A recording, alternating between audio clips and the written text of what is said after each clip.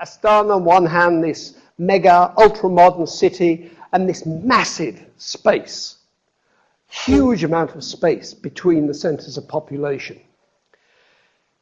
Kazakhstan, like many countries, have signed many United Nations declarations and other international declarations on the rights of the child and on education for all and so on. But the implementation of these conventions and so on has been patchy at best. So we have the Convention on the Rights of the Child, signed and ratified. A Convention on the Rights of Persons with Disabilities, signed and ratified. And these conventions, particularly the last one, states quite clearly that disabled children shall have a right to an education, and they have right to an inclusive education alongside their peers.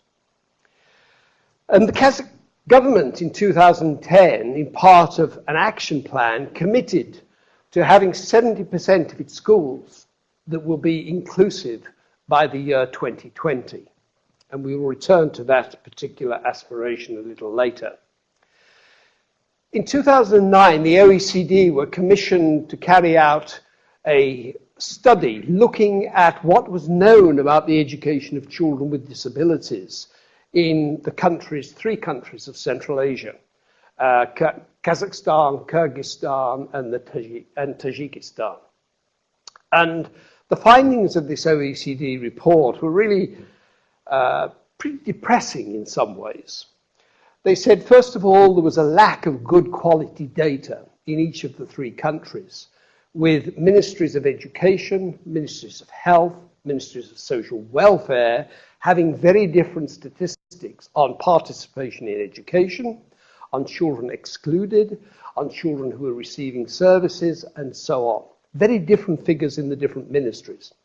And the best guess estimates by the United Nations through initiatives carried out by UNICEF, by UNESCO in Global Monitoring Report, again, point out the lack of good quality data and evidence from this part of the world. However, we know that there are hundreds, probably thousands of children with disabilities who attend mainstream schools successfully, often with the support of international projects. And many of these projects are not known about because they don't get written up. But there are these centers, little pockets of excellence around the country. But the national education development strategies and the signing of the conventions provides a context in which inclusion should occur. Indeed, if Kazakhstan and the other countries of Central Asia do not meet their commitments they have made to the development of inclusion, they will be in breach, in violation of the commitments they have made, their own commitments to doing this.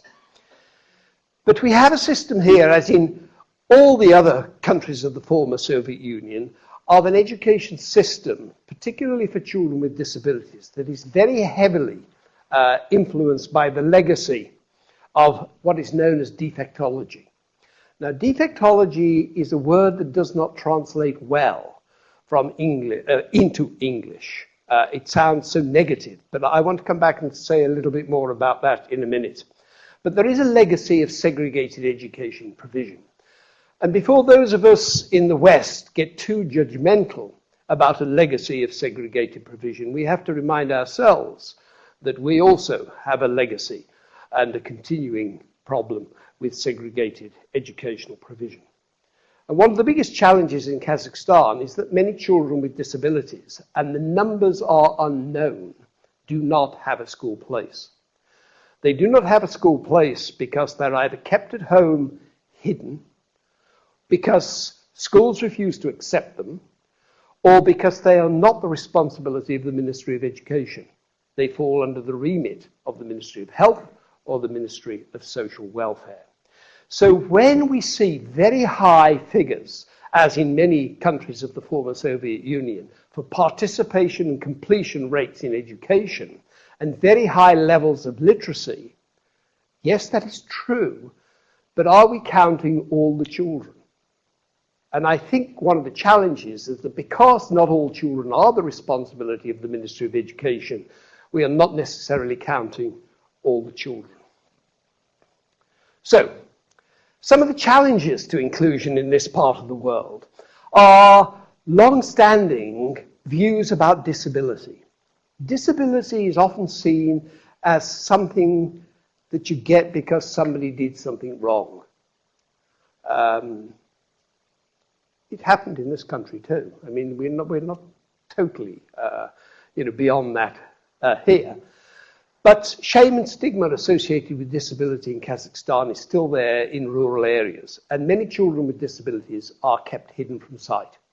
Their births may not even be registered because there may be no services or provision available, and in rural areas particularly, parents might think, the families might think, if we declare and go public on the fact that we have a child with a disability, the marriage prospects of other girls in the family will be affected negatively. So there is this unknown, the invisible children we were talking about. But where they are known about, there is a history of segregation and separation, which is inherited again, not only from the Soviet Union, as I said, it's true elsewhere, but there was an economic imperative in the past. Disabled children imposed a burden on the family. You were less economically productive if mother or father or brothers, siblings, whatever, stayed at home to take care of a disabled child. So the state took that responsibility, and it was seen as a humanitarian and benevolent way of dealing with disability. And when you were there in these separate internets, in these separate residential special provisions, you were treated and taught by specialists, defectologists, logopeds, and so on, who had special training. I'll come back to defectology in a minute because it deserves its own little talk. You were assessed by psychomedical pedagogical commissions. You were given a label as of a particular kind of disability, and you were then provided with support in that particular kind of disability, and often, once placed, you stayed there. The other thing that I think was a major problem is that defectologists, logopeds, and teachers are all trained separately. Defectologists particularly trained in institutes of defectology. But no contact with teachers, no contact with what was going on necessarily in schools. The other big challenge is looking at the purpose and nature of schooling. Is schooling really for everybody, or is it just for some? And is schooling about reproducing the status quo, or indeed creating new elite groups? Or is it about educating everybody to the best that we can? And of course, we have a legacy of an inflexible curriculum and inflexible systems of assessment. And we have, as we do in many countries of the world, problems in the way schools are judged. If schools are judged only by academic achievement, then clearly accepting children whose academic achievement is going to be difficult will affect the status of the school. We know about that in England. It's less the case in some other countries. It's certainly the case in Kazakhstan. So there are a set of elitist assumptions around in the education system, as there are in many countries. But it's interesting to see, if we look at the 7 key principles of the current massive teacher education development program, one of the 7 principles and 7 themes is gifted and talented, not improving education for all. A recent commitment. Last week, the Minister of Education, who many of you know, Aslan, who spent time here with us in Cambridge, spoke at a round table on the development of inclusive education. These are his words.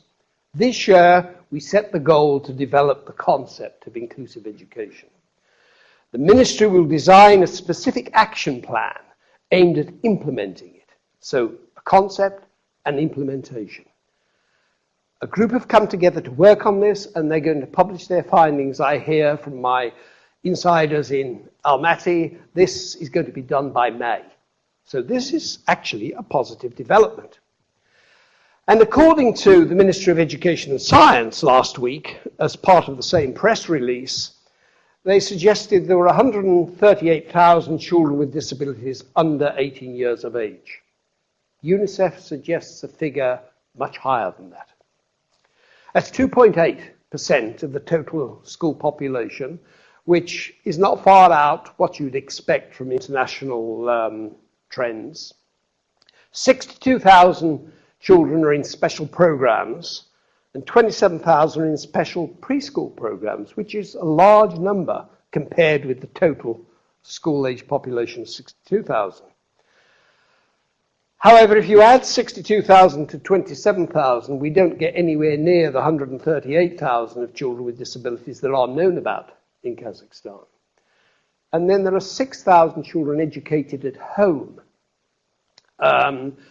with the help and support. For example, they're quite likely to have a computer given to them. But the question many Kazakh colleagues ask is, can a computer make up for the second most important resource for learning that any school can provide? Other children. No, it can't. If you are at home with a computer and maybe 2 or 3 hours a week of a visiting teacher, clearly it's an impoverished educational experience compared to going to school, even if schools are imperfect places. This is a definition of inclusion that came from the ministry, and I thank Natalia for finding this one for me. You can read it for yourselves, but it's very interesting in its language. It's not a definition of inclusion that we would recognize, probably, in the West. Let's have a look at it. What is meant by people with disabilities? There's an assumption here that there's a clear distinction between people with disabilities and people without disabilities, rather than seeing disability as a rather fluid concept. I mean, we are all born disabled, and many of us will end our lives disabled, and we are all maybe temporarily abled, but there is an assumption here that people with disabilities are somehow a separate group. What do they mean by equal access? Does this mean we can all go to a common school? Does it mean that we get access to the same curriculum as is suggested in the definition? If so, what kind of curriculum would that be? Because is the current curriculum somewhat inflexible to include everybody? And so on. The notion of different categories of students. That again, not only are you either disabled or non-disabled, but you can be easily allocated to one of a set of 12 or 13 different categories of disability, is an interesting one, because I think in many countries they've moved to more looser concepts of children in need of additional support, for example, rather than saying this is your category. Categories and labels tend to stick. And then a definition of inclusion that ensures correctional, pedagogical, and social support. The correctional support is a word, an English version of a word translated from Russian that I think is interesting. But it does imply that the main task here is to fix the kids, to try and make them as normal as possible. We're going to correct them so they can come and join us in school as it exists now. And we're going to provide special conditions in the school through the provision of special support to make that possible. And the special support they're going to provide is based upon the principles of defectology. So let's have a little look at what that is. Well, it was invented and pioneered by Vygotsky, well known in the West for his very kind of progressive views on how children learn and teachers should teach. Working in Russia, defectology developed really around the 1920s and so on. By the 30s and 40s, however, it had changed from being seen, disability being seen as a psychosocial phenomenon to one that was really based on children's deficits. It became dominated by medical approaches. It focused on deficits and it focused on segregation. So training of defectologists, although still paying some attention to psycho and social aspects of disability, really had their focus on, well, what's wrong with the child? And then how do we correct it? It frames disability, defectology does, as a diagnosis for treatment. and rehabilitation, fixing the child, rather than trying to understand the whole child in the context in which they are living and learning. So no mention really of broader ecological and interactive perspectives here. No understanding that two people with identical impairments will have very different lives according to their family, their educational experiences, the communities in which they live. It was seen as a within-child problem. Still very, very influential in the former Soviet Union, in part because of professional and institutional inertia. Once you have a system in place, it tends to keep going. And once you have professionals who are trained in this way, it tends to reproduce itself.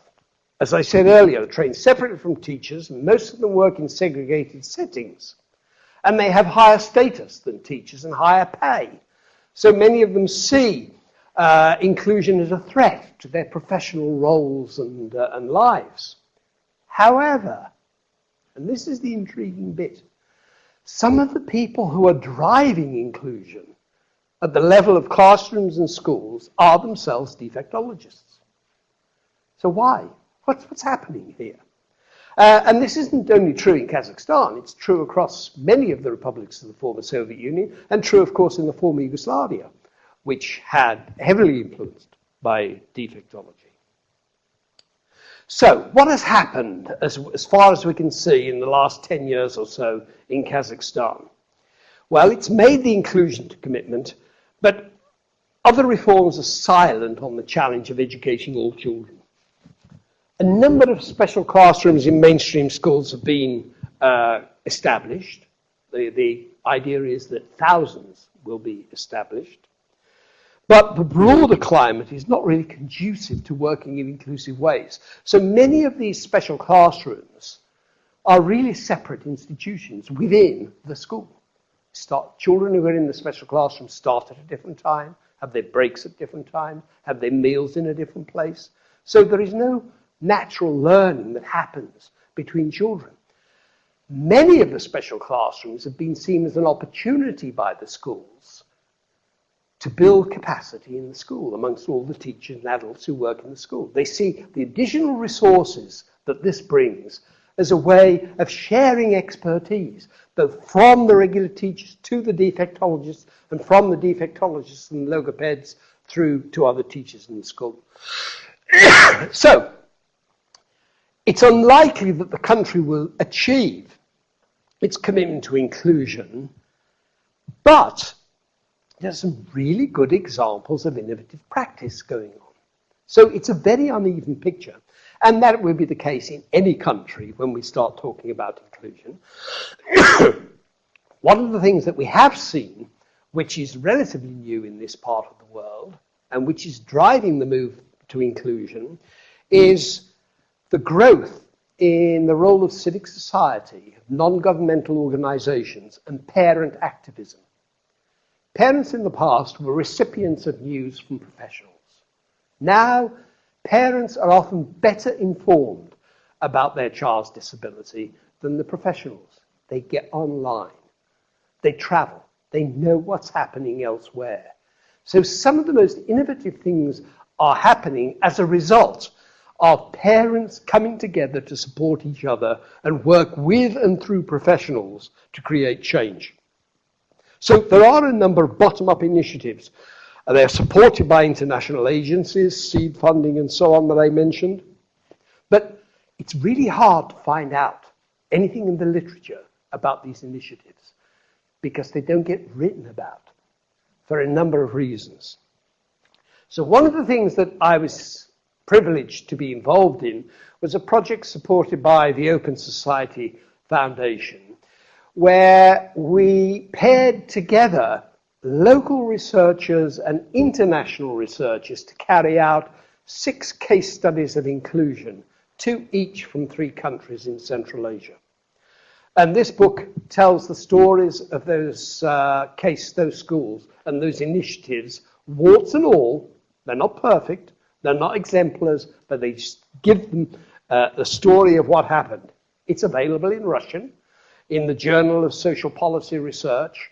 So those people who need access to this in a language easier to understand than English, there's the reference. And all those 6 case studies are written up in there. And I must admit, from a very egotistical point of view, it's wonderful to see my name written in Russian. It took me a little while to recognize it, but there it is on the left.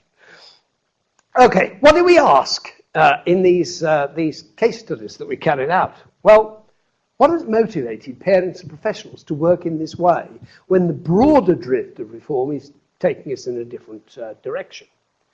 And how have they found the space, emotional and educational spaces to work in this way on a topic that many people see as a luxury or a Western idea? You know, it's not high priority here, so why have they been able to do it? How do they see the future of this work, and how might they be supported and sustained? This is a very brief summary of what we found in these case studies. First of all, there's a real need to develop research capacity at the local level so that these stories and accounts can be told to a much wider audience around the world. And so that good quality data can be produced, evidence can be produced to enable ministries of education and international organizations then to spread this practice and share it around.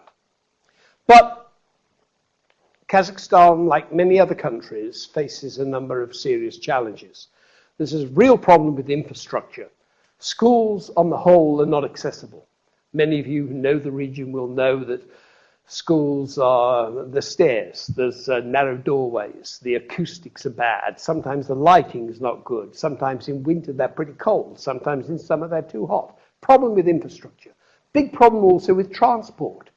Getting to school is a big problem if you have a disability in rural Kazakhstan, which might explain why some residential provision may be necessary. Certainly explains why some children may be educated at home.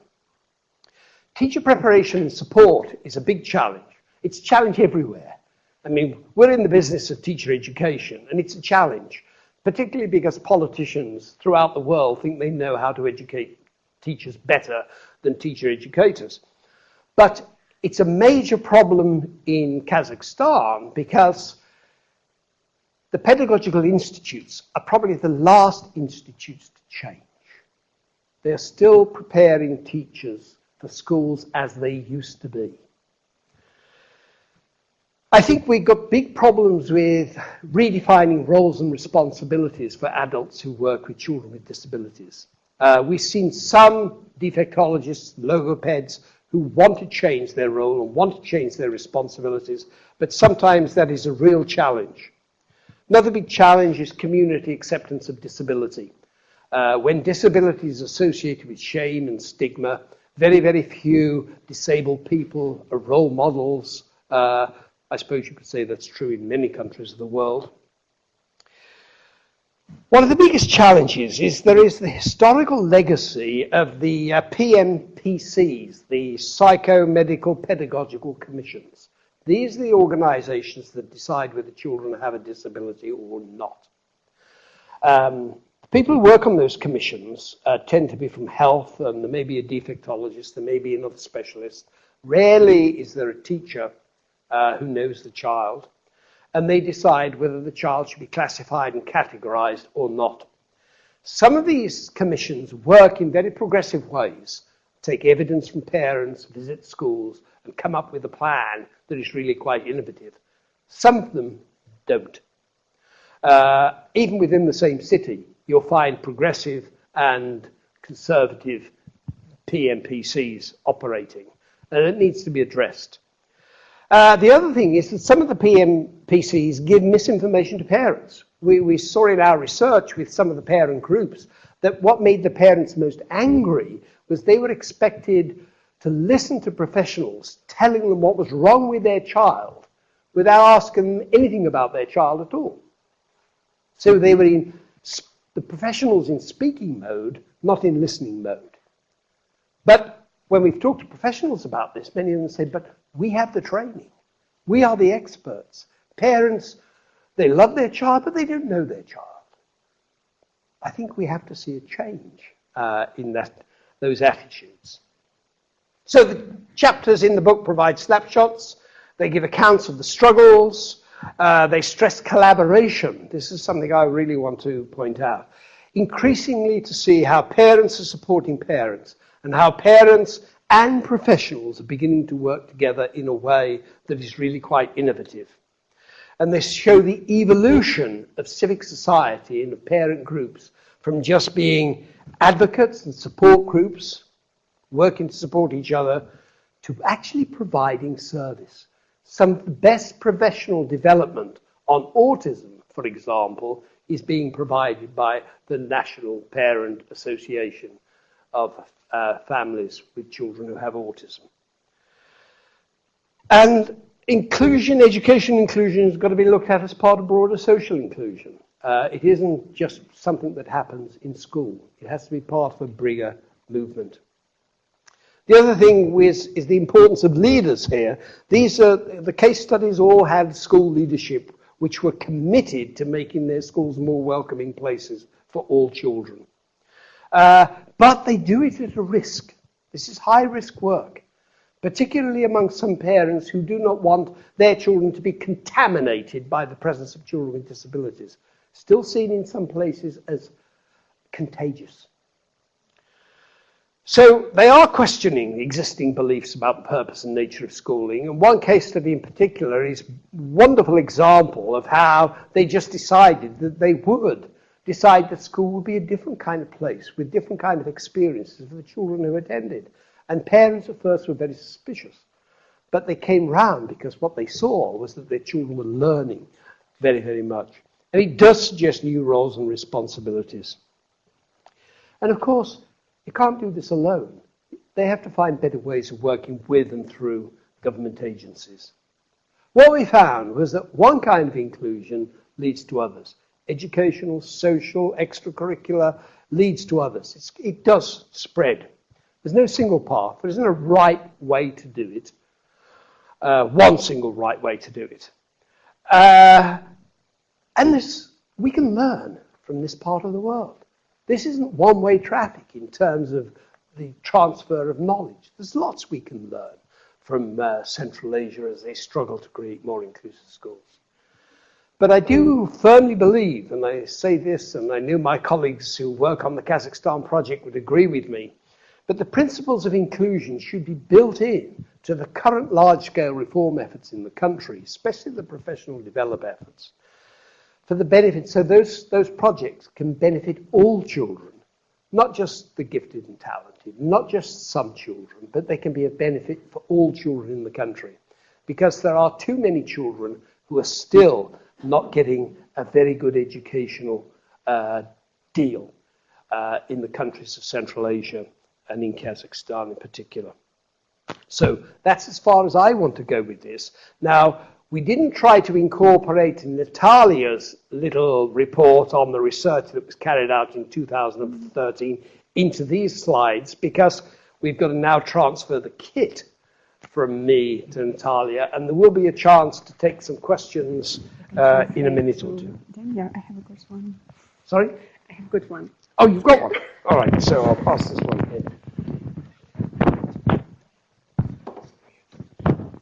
Okay, good afternoon. And I would like to describe some examples of inclusive education we observed during our field trips to schools in Kazakhstan, and it was happened last year in 2013. And the project was conducted in 3 locations of Kazakhstan, on the west, on the north, and the south of the country, and was widely described, the project and the results, by my colleagues here and more widely internationally. So the aim was to understand the current educational reform through the eyes of people who work in the local education authorities, in Service Teacher Training Institute, and also through the eyes of school directors, teachers, and also children.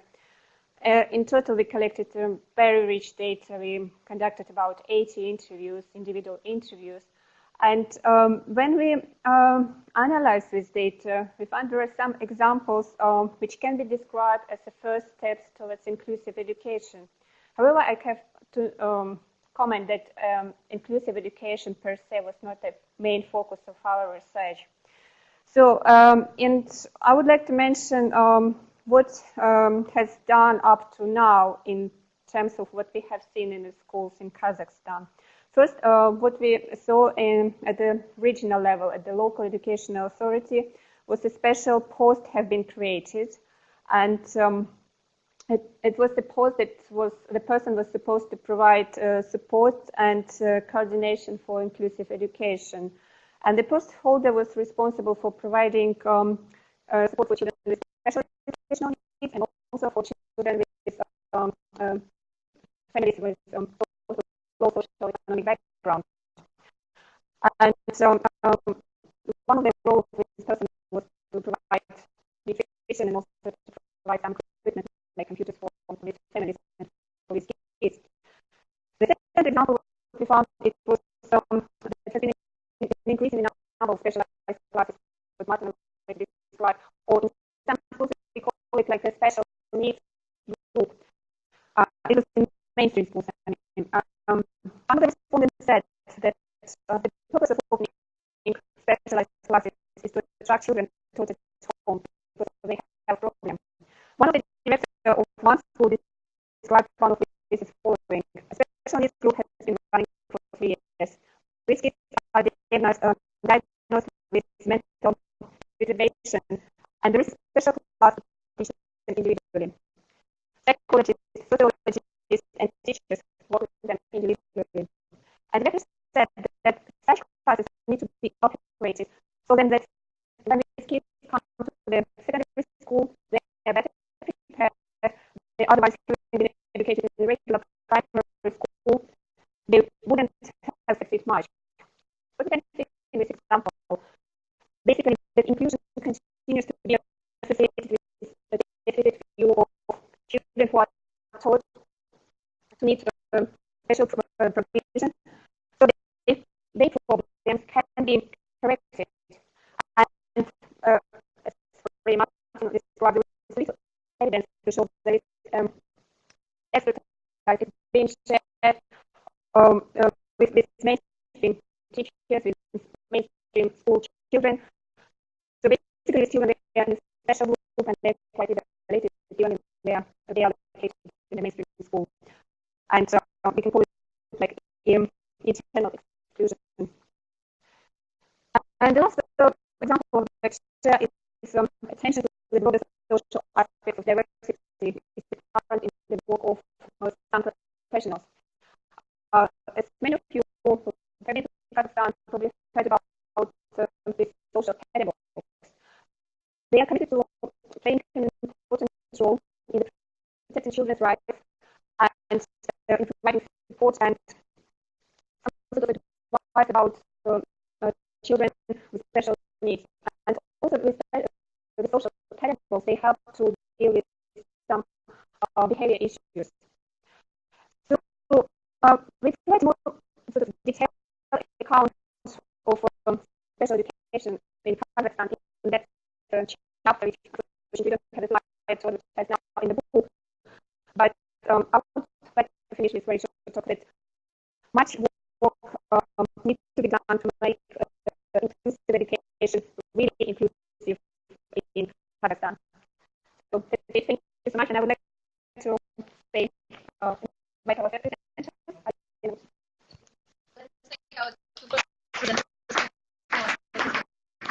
I also passed around the book, so I hope.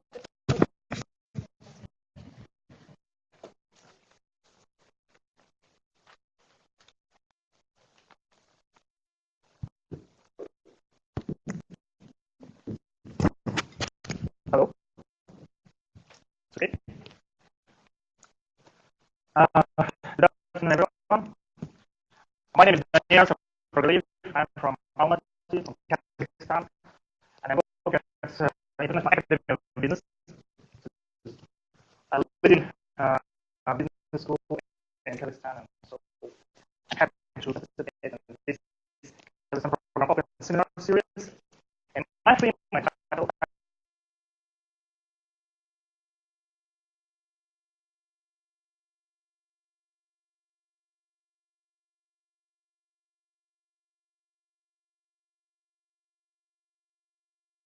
conditions are important in education, especially in inclusive education. One of the famous professor of education at University of Warwick, and now he lives in USA, Sir Ken Robinson. He said last year a TED talk about the importance of conditions. If you take a school, you change the conditions. And once berets spring to life. That means that we should know about the needed conditions for inclusive education, for people with disabilities, for people with special educational needs.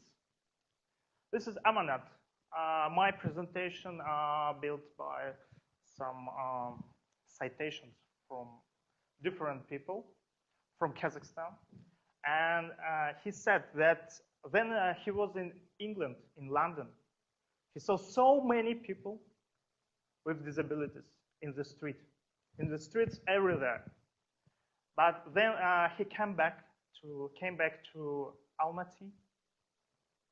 He wants now to create conditions, special conditions for disabled people in our country, because he's a student of higher educational, one of higher education organization in Almaty, because it is a big problem with higher education level for people with disabilities. Because now, Ministry of Education, Science, government, teacher community in Almaty and in Kazakhstan, they are talking about only children, only secondary education, the schools, but never about the high education, about vocational education, or possibilities for adults with disabilities. Because we know this conception, lifelong learning, because we should start to create new possibilities for these people. Again, about the conditions. I want to present you a new program, new initiatives of the government. This is about our future, about the future of Kazakhstan. The National Program Information Kazakhstan 2020. The aim of this program, the main aim, is creating the conditions for transition to an information society, for future Kazakhstan, information Kazakhstan. That means that everyone in Kazakhstan should have access to new technologies, to web technologies, and they can use all possibilities for this program. For example, now today, according to World Bank data, 53% of individuals use internet. By this program, by the plan of this program, 100% of all citizens in Kazakhstan should have access to internet, to new technologies, and any government initiatives, such as the part of this program are some e-learning program, e-government program. E means electronic, and also e-commerce program. So these three main programs supported by this initiative, government initiative, and we should remember about the people with disabilities, especially about the adults. The next point of our conversation, on our presentation, is accessibility. This picture is very interesting because, you know, this is Almaty and the main theater of Kazakhstan, Kazakh theater, Kazakh drama theater, yeah. So, how many people with disabilities have accessibility to buildings, to transportation, to any museums, universities, libraries, etc. Because now more than 70% of public infrastructure in Kazakhstan is unacceptable for disabilities. It is one of the last data, 630,000 persons with disability live in Kazakhstan. 10% of this are children, but 90% are adults, and they need access to higher education level. They need access to libraries and to other public services, and especially government services such as e-government and e-commerce.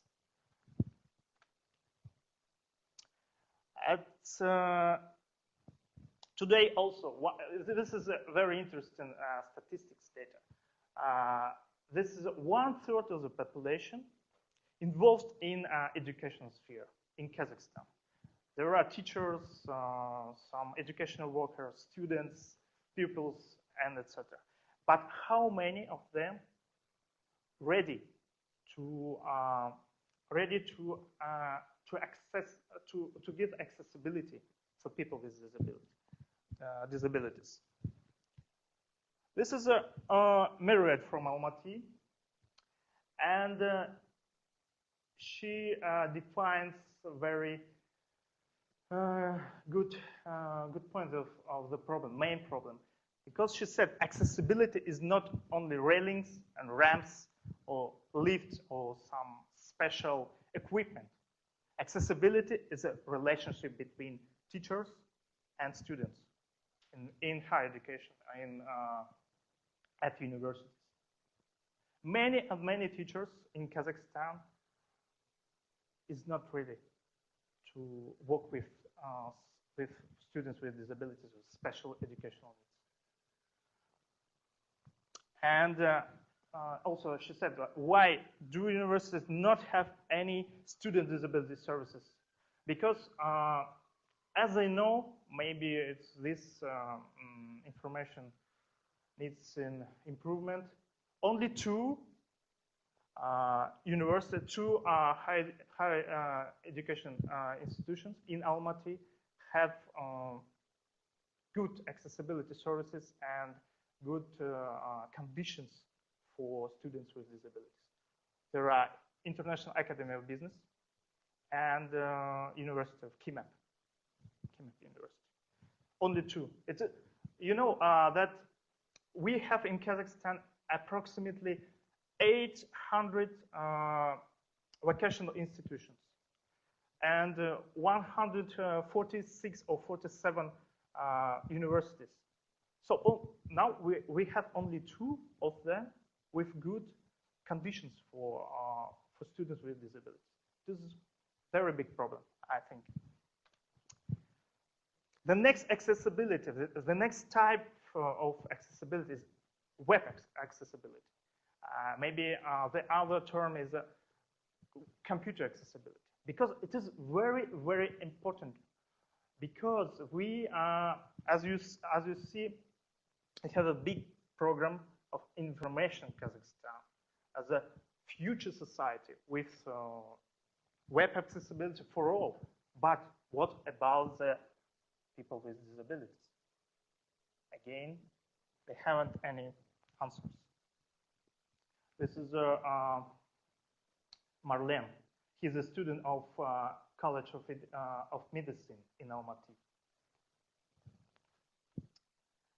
And next point is digital inclusion, because this point is very important, especially in England and United Kingdom, because according to last data, between 75 and 90% of jobs or other vacations needs or require at least some computer use. It's according to a National Housing Federation. Yeah. This is a student of College of Medicine in Almaty. One of the accessible profession is a message therapist. And these students, there are maybe 10 or 11 students, they said that we would like to be an accountant, lawyer, IT specialists, or other professions that we want to be, but they have no choice. For visual impaired students, only message therapist is one of professions that they access to be at these conditions. This information is about the labor market in Kazakhstan. So this data in 2012, and the top professional spheres in Kazakhstan. So they're very interesting because all of these 5 spheres, sales, information technology, accounting, finance, management, marketing, advertising, PR, all of this can be supported by computer accessibility, web accessibility.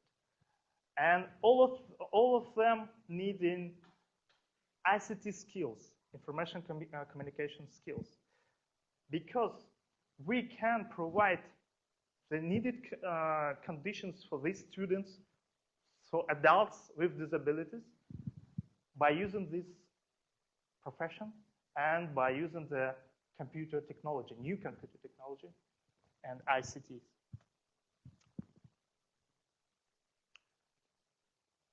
The social inclusion is very important, because digital inclusion is not just using new technology for accessing websites or accessing any maybe university courses, especially online courses. We should to lead the strategy to social inclusion using technology, because these people, this is Anatoly from Taldykurgan. He has computer equipment, good computer equipment with special voice recorder and printer and braille line reader and braille keyboards. But he said that he's a lucky man, because this equipment is very expensive. Maybe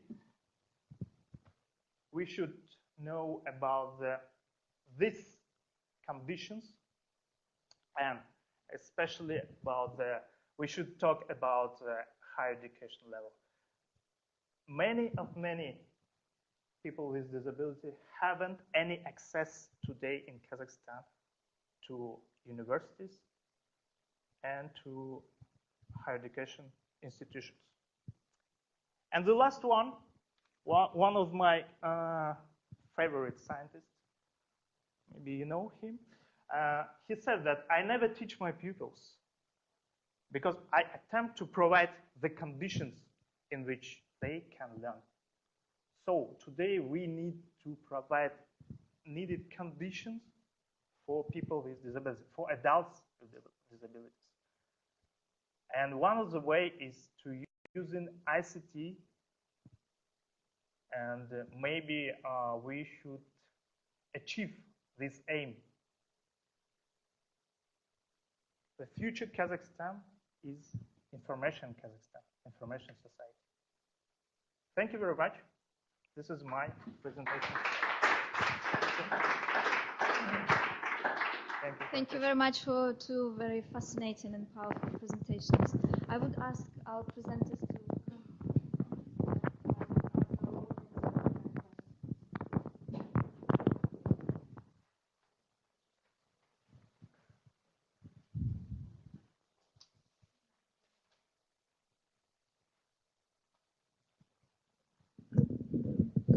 I will be passing microphone around, and if you can please introduce yourself and ask your questions, because our colleagues from the University of Leiden, they prepared 12 questions, which we will hopefully answer some of them. So please. Martin, just a point of factual accuracy for you, okay, which you have got in your book as well, and you also alluded to in your talk. When you say that the Center of Excellence program, the Teacher Development program, has actually got gifted and talented included as an aspiration. I'd like to correct you on that. We may well have been given that as a title by the minister as something that we needed to try and introduce, but we were very adamant that we would not do that. And in fact, we talked about inclusion in great depth with the teachers. We talked about, and that's how we got to know about defectologists, because they told us that this was going on in the school. It was quite a difficult conversation, but I think by the end of it, we'd got them to see that perhaps they were not really making education accessible to some of the children in their classes. And in fact, on your first report that you did for the Level 3 program, you and Colin said that you thought that the people who had got most out of the Level 3 training were what the teachers there called slow learners. And for us, that was probably the best thing you could have said, because that meant that all the children in the classes were being thought of and being helped. Now, I know that is in physical disability, but it's children who maybe who were being labelled perhaps by the teachers as being not very bright or whatever. So that is not the way we want. We have gone against the grain, I'm saying to you. So that's just a point of fact for you. Thank you, Elaine, and I really applaud your subversive approach to that. And it's true what you say, that there are these messages coming through in spite of the title that is there.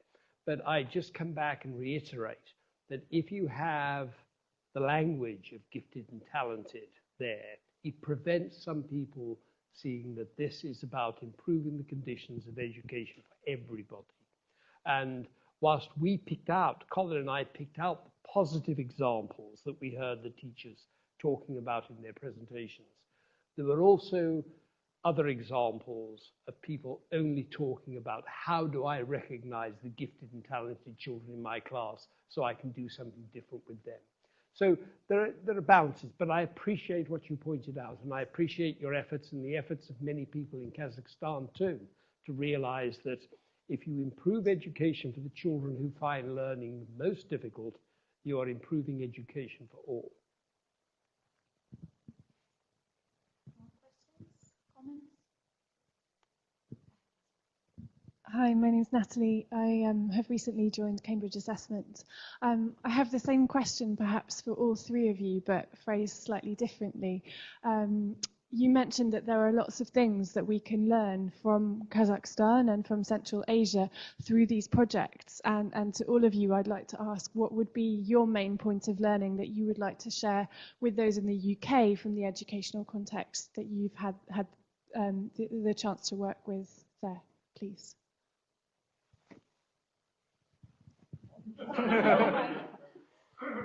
So I'm not really, maybe I didn't catch the question, but you asked about how we can transfer the experience of the UK to Kazakhstan. No? What's in Kazakhstan? What in Kazakhstan?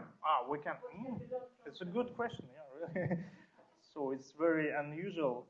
I think Kazakhstan has a good experience in the defectology, but this science is not so popular in the Western world, as I know, because it means some maybe problems with psychological and other issues, and maybe we have a good experience and big data in these children with some low cost backgrounds, the families with low cost backgrounds, because England and United Kingdom is developed country, but now the Central Asia countries and Kazakhstan is developing one, and so maybe we have a good practices with the families with some problems with maybe criminal and low income and other problems. This is my view. Sorry, this is my opinion. I think there are two things. One, I think we should be in awe of how hard people work in Kazakhstan. All the professionals that we met there put us to shame with how hard they work. And the second point is how many of the people who were trained to work in a particular way, for example, as defectologists, are reconceptualizing what it is to help and support children in a way that is really quite remarkable. Now, this is not happening with all of them, but I think there are examples of how some of the defectologists trained in a particular tradition are saying, how do we preserve what is good about this tradition whilst leaving behind what is negative and deficit focused about this tradition? And how can we learn to work with our colleague educators to share our expertise and learn from them? And perhaps most importantly, there are stunning examples of how they are beginning to listen to children, and they're beginning to learn from children and their families. And this is a major conceptual breakthrough, I think, for many of the educators. More questions? Thank you. My question is for Professor Martin. Okay.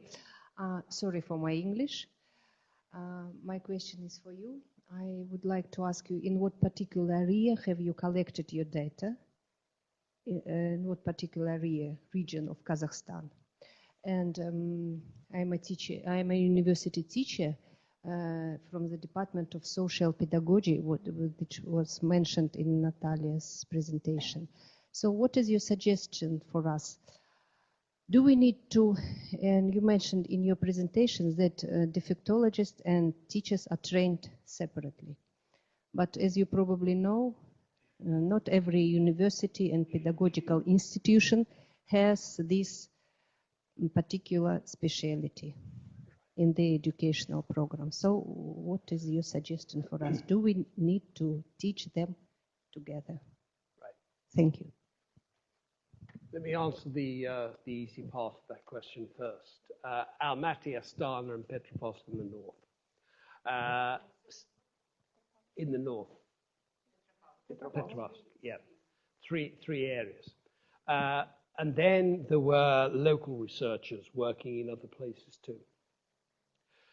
The question about the reform of the training of defectologists and aligning it more closely with teacher education has happened in some countries of the former Soviet Union, where the institutes of defectology have become departments of special pedagogy. It's more than a change of name. They realize if it is about pedagogy, it has to be located alongside education and about teaching and learning.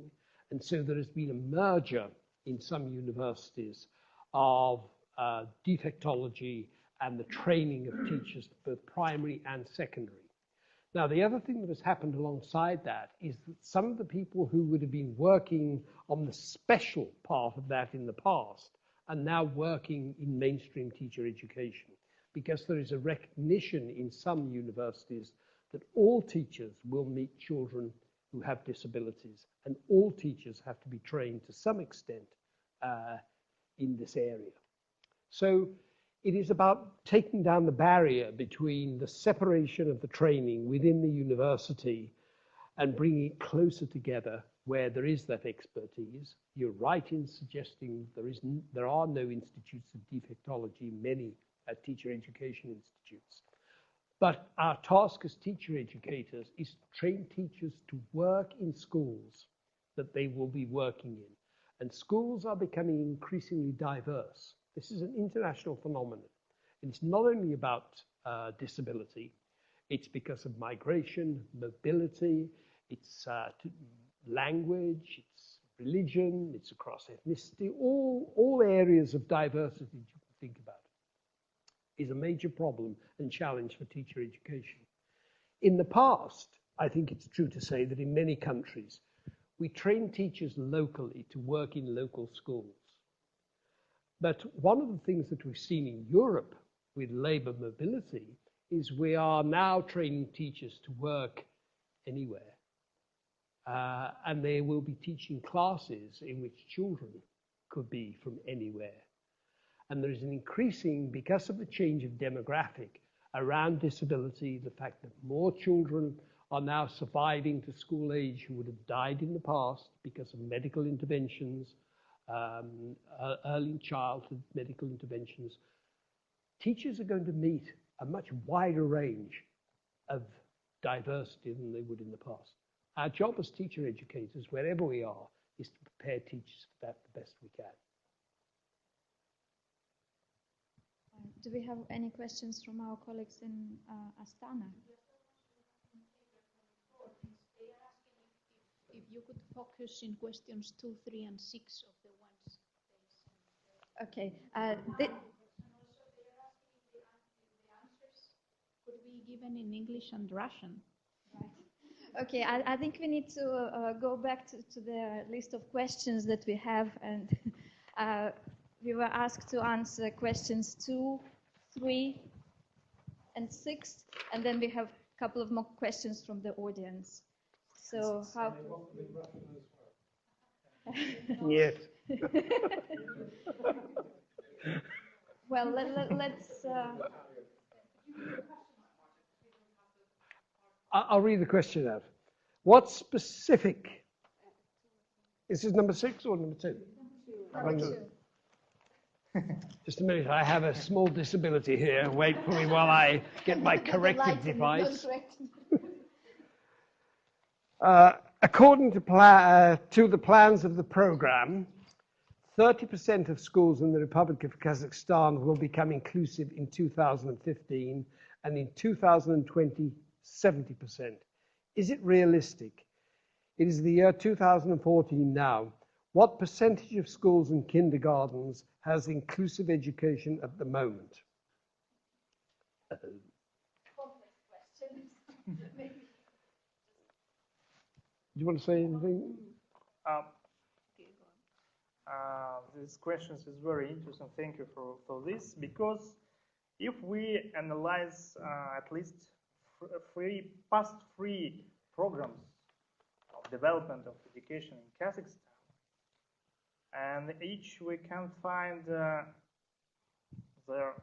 one of the objective is inclusive implementation of inclusive education in Kazakhstan. It was in maybe 10 years ago, 5 years ago, and now the Ministry of Education announced a new program. So we have some problems not with the teachers or students or maybe educational workers. We have a problem with the programs. You know, the last program, I mean the program for 2011 to 2020, the program of development of education in Kazakhstan, at least 30% of schools, of secondary schools in Kazakhstan should have inclusive practice. But now, as you said, 2040. I think it is a realistic plan. This is a realistic scenario for future development of inclusive education in Kazakhstan. But maybe we have a problem with implementation. The quality of implementation. Sometimes in Kazakhstan, sorry for this long explanation, in Kazakhstan we can create good plans and good programs and good reports, but we should focus on the practice, on the realistic results of this program. I think in the future, maybe by 2020, we achieve this 70%, yeah? But today, yeah, it is true. We have some problems with implementation. Well, I just want to comment on this last question, what percentage of school and kindergartens has inclusive education? To be honest, I haven't seen the data. I have checked with statistics on education published in 2013, and there was no data at all about inclusive education there. There was a numbers of schools that probably open number of classes that open in a school, but in mainstream schools, but not sort of the real percentage. And in terms of how realistic with plans, it's really difficult to judge, but for instance, the issue that Kazakhstan is facing at the moment, the lack of kindergartens, for instance, is a big question that has to be sorted soon. And it's not only about kindergartens for children with special educational needs, and also for children in many rural areas. They basically don't have opportunity to attend some pre-primary education. There is opportunity for children to visit special centers that have been created in some schools. And we have visited a few rural schools. In some of them, they have the mini centers, they call it, where kids, they can come and be there and have some pre-primary education. So my point is maybe it's a little bit ambitious plan, but hopefully Kazakhstan policymakers will have enough energy and efforts to implement it by 2020. But at the moment I can't give an answer to this question, how realistic all these plans. 3 parts to my answer. First of all, you need a definition of what you're trying to achieve by inclusion. If it only means the relocation of children from special facilities into mainstream facilities, then that can be achieved. If, however, what you mean is, are children truly included? Isn't only about physical accessibility, it's about a sense of belonging, it's about relationships, it's about collaboration, and it's about achievement. So are they there? That's the easy bit. Are they achieving? Do they feel they belong? Do they have positive relationships with others and positive views about themselves? That is a bigger challenge. The third part of the answer to the question is, how do we know whether they've achieved it or not? Because there is a distinct lack, as Natalia says, of evidence around this.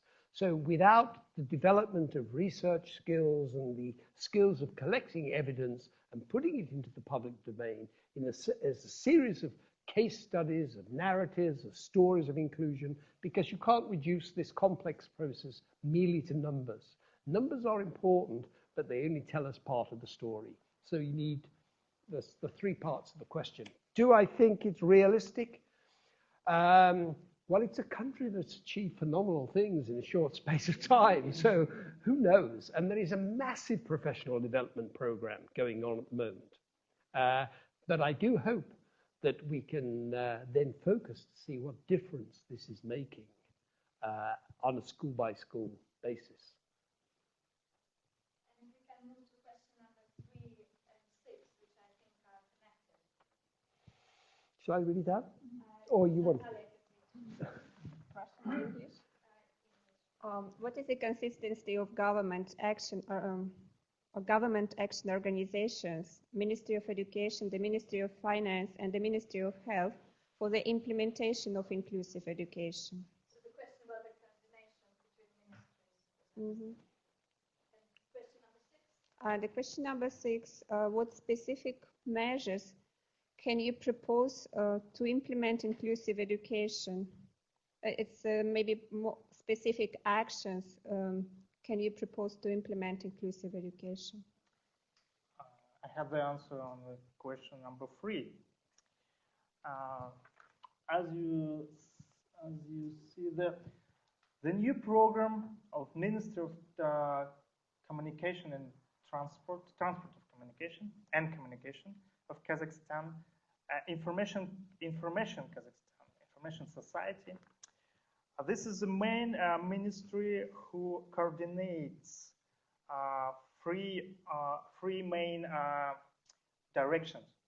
There are e-learning for Ministry of Education, and e-commerce for Ministry of Finance, and at least e-medicine for Ministry of Health and for health. This healthcare, I think, this program, Information Kazakhstan, and the ministry who coordinates this program, they try now to unite all of these directions to one big program, because three of this ministry has some of the special sub-program to support inclusive education, inclusive practice, and inclusive accessibility and inclusive conditions for every categories of the people. So I think maybe in the future, this consistency of government institutions will be better. But now they have some problems with coordinations, I think.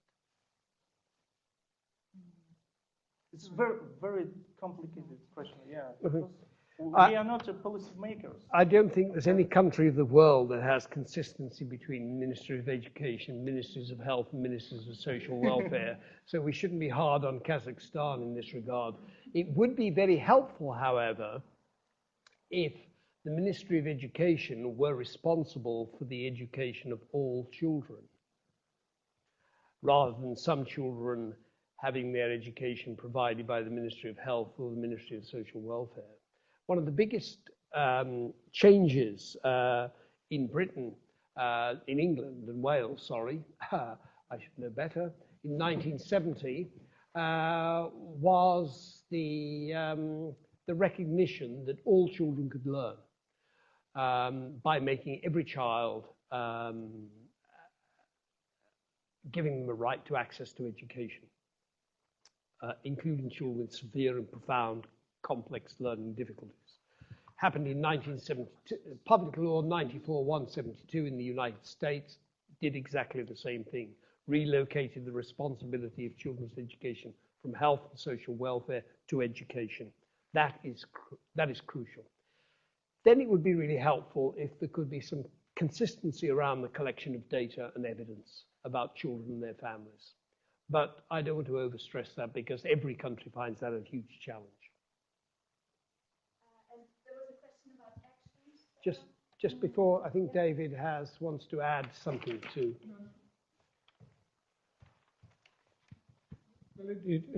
David Ridges here. It's really, I'm reflecting on some of your different responses to these questions, and really asking myself, so what are the things that need to change in order to make a difference? And we have hitherto tended to group all categories of children with disabilities as being, as it were, a single set of problems requiring a single set of answers. I'm sure nobody would on closer examination. But in terms of what's needed to make the change, there are some disabilities which actually require capital investment to make a difference in terms of things like sheer physical access to school or facilities of schools. There are others on a long spectrum which take us much closer to where Elaine was talking about really elementary pedagogic principles and understanding that it require a teacher to enter the world of the child in order to understand how to help that child to learn. And often it can be something very elementary and with no cost at all. I mean, you were talking about changes in higher education. I had responsibility in a previous post for students with disabilities at the University of East Anglia. And I remember having a conversation with one hearing impaired student and asking how the university could help her to learn more effectively. And her answer was, just ask my history lecturer to trim his beard, The problem was this very hirsute history lecturer, his whole mouth was concealed. All it required was a razor to trim the beard and she could read his lips. It didn't require huge capital investment, but it required a kind of sensitivity by people teaching to the fact that different students had different kinds of needs in terms of communication and explanation. And I mean, we haven't talked about the whole sphere of children with learning disabilities and that long spectrum, which probably includes most children in one way or another, where again, it's not a matter of big capital investment. It is probably a matter of teacher education and teacher training and alerting teachers to a new sensibility. So I think across that spectrum, there's so much that can be achieved. And I think this was your point, Martin, by simply improving the quality of education of all children and the quality of teaching, which will impact on children with disabilities and make it easier for them to participate in schools. And maybe that's an early entry point for any country. I'm especially aware that it was only about 12 to 18 months ago that parliamentarians in Kazakhstan rejected a proposal to bring schools up to the level that would allow children mainly with physical disabilities to access normal schools because of the sheer cost. But there's so much that can be done that doesn't carry that huge capital cost, and maybe that's a place to start, I think. Sorry, that's a reflection on what different contributors have been making, I think. That's great. I think we can clearly take this as an answer to question number 6. Thank you very much. And we had 2 more questions here,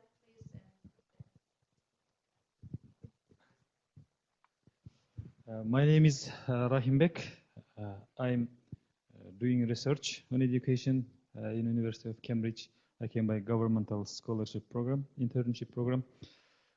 I have a comment and one question, but I've just received an answer to my question, half of, but I really interested your own, of your opinion as well.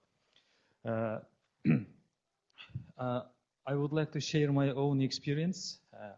My last job, previous job was head of school, principal of school. So 2 years ago, we received an order from our government to immediately build some access to the school for disabled people or disabled children, and they provided some funding as well. And we tried to tackle on time. And then one particular commission came to check our work, and they came with one wheelchair, and they tried to access to school. And they succeeded, and they signed our paper, and they gone. And I asked them, are you happy to just enter that disabled person to entrance? That people wouldn't want to go other places in our building, for example, 2nd floor, 3rd floor, and they didn't answer at all, and they gone. Yeah, and then I worked 1 more year, and during 1 more year, no one come to school, no any disabled people come to school. We haven't got experience. And it's the problem. All disabled people are isolated in somewhere. Yeah. And my question is, I've just received a half of answer. Question is, my colleague, my friend from Kazakhstan, said that many teachers don't have willing or don't have ability to work with disabled children. And how to eliminate that disability of teachers, or how to encourage them. And if you could make a comparison between the system of the UK and the Kazakhstan? How are they tackling? Is there any special programs for teachers how to manage with this inclusive education, or how is in the UK? So it's my question. Thank you.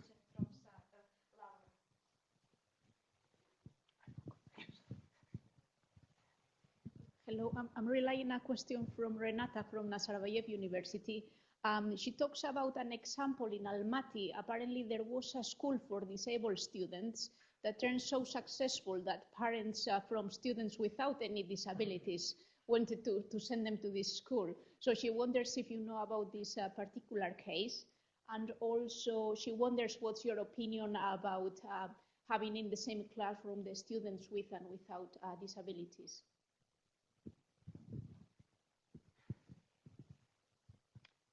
Where should we start? I think the point you make and is very important. I think these are small steps. How do you learn about disability? Well, you learn about disability by being around it.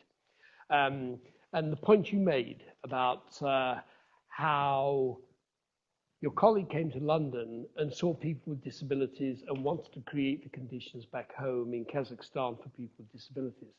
As you were telling that story, I was thinking of an encounter I had. This was in Tbilisi, in Georgia, where the head of UNICEF had an opportunity in the 1970s to travel to Denmark, to Copenhagen.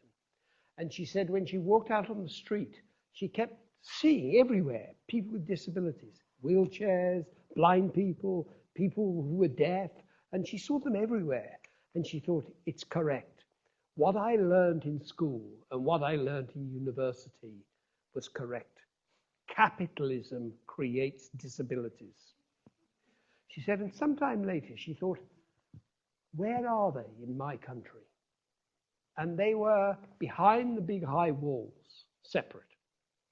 They used to be separate here. We still see those big high walls. If you drive around the M25 and look off, depending which way you're going, to the left or the right, you'll see these beautiful Victorian buildings. They are now fancy hotels with spas, and we can get treated. Well, they were a different kind of retreat in the past. They were long-stay mental subnormality hospitals where people were hidden away for protection, their own protection and the protection of the rest of society. When you have such separation, it's very difficult to learn about disability. It's very difficult to know how to treat people with disabilities. We're still all together, in many countries, still on that journey. But the contact hypothesis, it's called. The more we get to learn about people with disabilities, the more comfortable we'll be around them, and the more we will behave in an appropriate way. That's also true for teachers. Teachers are sometimes shocked, actually, at how easy it is to have a disabled child in the classroom, because other children often instinctively know what to do. So we can learn from children, we can just learn from contact, we can learn from trying it out. And one of the stories we report in the case study book is of a school in Kazakhstan that decided to become more inclusive. They didn't know what to do. And there's a hysterical example of trying to get this child out of a wheelchair. They had no training on it. I mean, health and safety in this country would go ballistic about it. They all ended up in a pile, a heap of bodies on the floor, in hysterical fits of laughter. But it didn't matter. They were learning as they went, and they were trying to include this particular child. And it involves taking risks. And of course, schools are not very good at taking risks sometimes because they don't want to be caught out. But it involves taking risks. So I'm not sure whether I've answered that question from the back, Laura. What? Together? Yeah, I just think that when I was at school, I was deprived the opportunity of interacting with people with disabilities. We had a separate system all those years ago when I was at school. It was sad. Natalia? Yes, thank you very much for your questions about the readiness of teachers. but I want to ask questions about the readiness of our society. I mean, Kazakhstan society. Are we ready to see the people with disabilities in our streets, in our buildings, maybe museums, libraries, universities, schools? Because I think my thing was about the technology, but all technologies in each country is the same. It doesn't matter is there smartphone or laptop in Cambridge or Karaganda. It's the same conditions, the same accessibility, but maybe the opinions of our society. We have different cultures. I mean, UK and Kazakhstan, history of inclusive education, and different stages of implementation. So first of all, I want to tell you about that accessibility. It is not only buildings or equipment or any maybe web accessibility computers. Accessibility is a relationship between people, between abilities and disabilities, between teachers and students, and maybe between government and population. Who knows? Yeah. Thank you. One more last set of questions because we are already.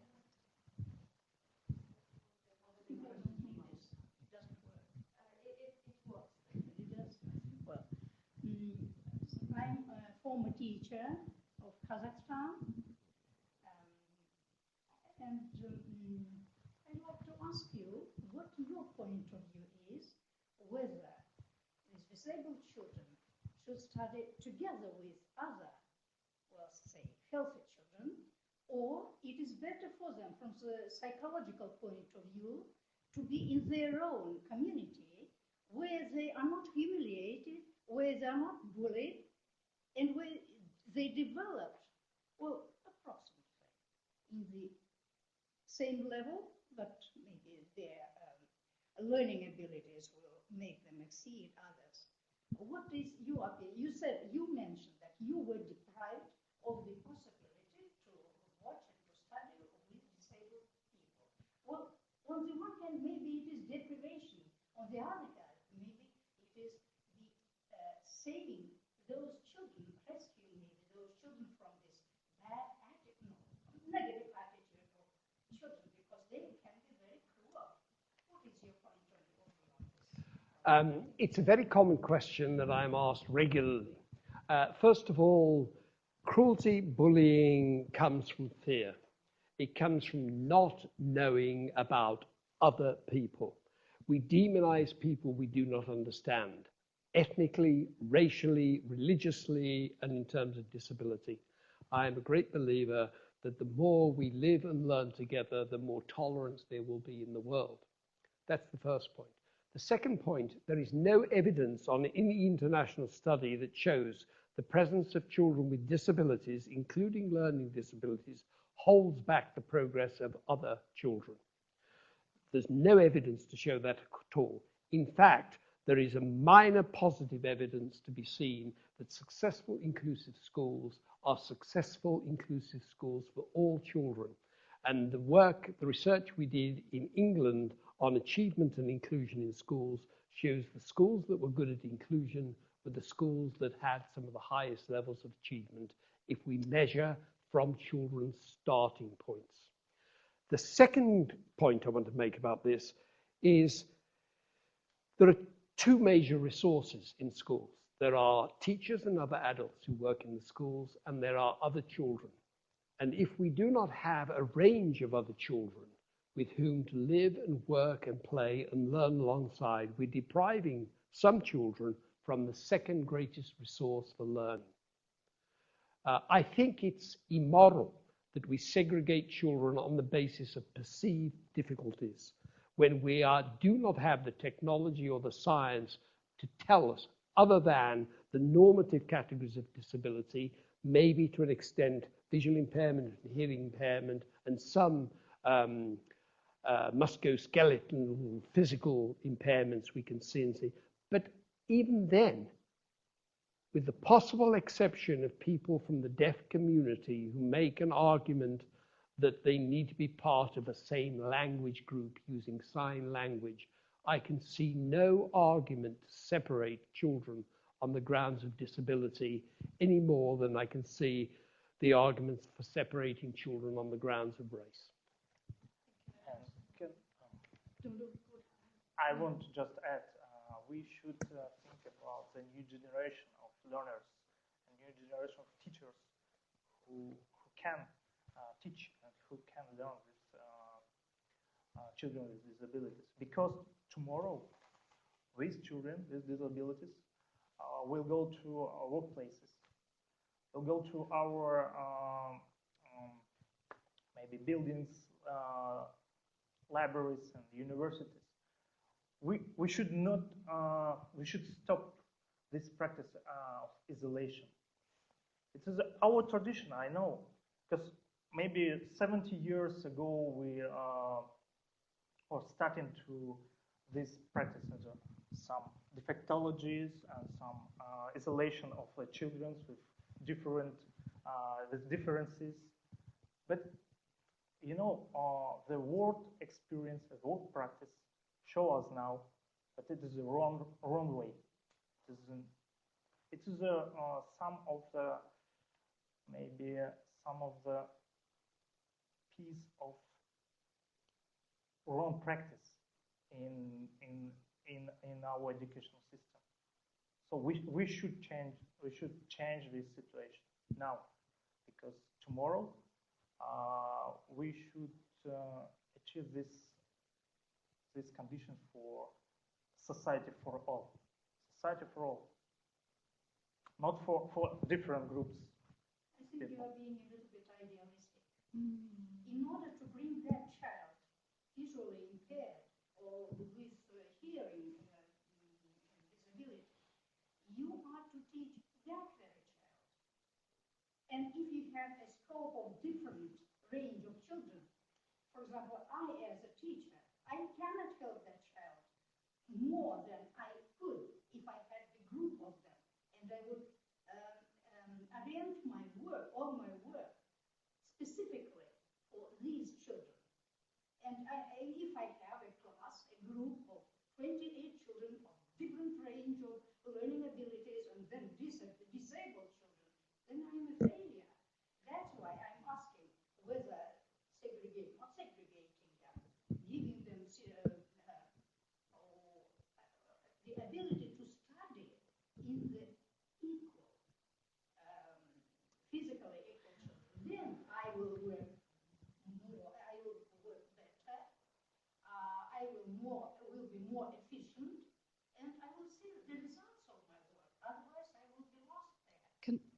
This is from the standpoint of a teacher. Right. Can I come back to you then and say to you that as a teacher, okay, that is the very thinking, you see, that we can learn from Kazakhstan here, because our education system is infected with language about labeling children who've got ability, and it sets ceilings for children, and it's sloppy, and it's lazy teaching, because you teach to some homogeneous group of people who have got some level that you set that isn't based on any evidence at all. Okay? Now, let me finish, okay? Now, I have hope, you see, in Kazakhstan, that your young teachers are much more open-minded than the teachers I work with here in the UK. They are. They open their minds to all sorts of things. They have opened their minds to ideas that we have brought in that the teachers that I work with here in schools wouldn't try out. Trying to mix children together and not give them, not set false limits for them. Okay? Now, let me just give you an example of physics teachers who were in my session, who were, and one of your strengths is your Olympiad. In science, you are great, and that's wonderful. And science and physics is really held in high esteem, and that's wonderful for me as a chemist, because it isn't in this country. However, when I talk to your physics teachers and I say to them, If we work on your principle of hiding away all of these people who are labelled as being disabled, where would Stephen Hawking have been in your country now? What would he have done if you had locked him away somewhere? He is extremely physically disabled, but he has been, in terms of thinking about ideas, he has moved us on in physics. So we mustn't set limits for children. We must enable them. We must open our mind to other ways of thinking. We have a saying here in the UK too, and it's me being rude and I'll shut up now, that here we used to send children down coal mines because we thought it was a good idea, but we learned better of it. And we have to just open our minds to other ways of thinking. And the young teachers in Kazakhstan are willing to do that. Believe me, they are. And I'll go and stop. Can I add one comment on that? The last comment, and then we will move to informal discussion. Don't forget, please, about the future. Because now we live in digital age. We live in new conditions of work opportunities, job opportunities. So now our world is divided to two separate worlds, virtual and real. Now we have two categories of the people in our societies: digital natives and digital immigrants. It's a Mark Fransky's terminology. So we have two different generations and two different opportunities for job opportunities, for learning opportunities. Today, it doesn't matter where you are, for example, in USA or in Kazakhstan or in UK. You can you have access to the best open educational resources, online courses, and it doesn't matter who are you, for example, the learner with disabilities or not, because technology and other web accessibility assistive technology can allow us to be with equal conditions to each part of the society. Thank you, Daniel. And if I can just add, I think the first step towards inclusive education is to create platforms like we had today and discuss those issues and share our fears of, inclusion or non-inclusion. So I want to finish on this note, and please let us thank to our presenters.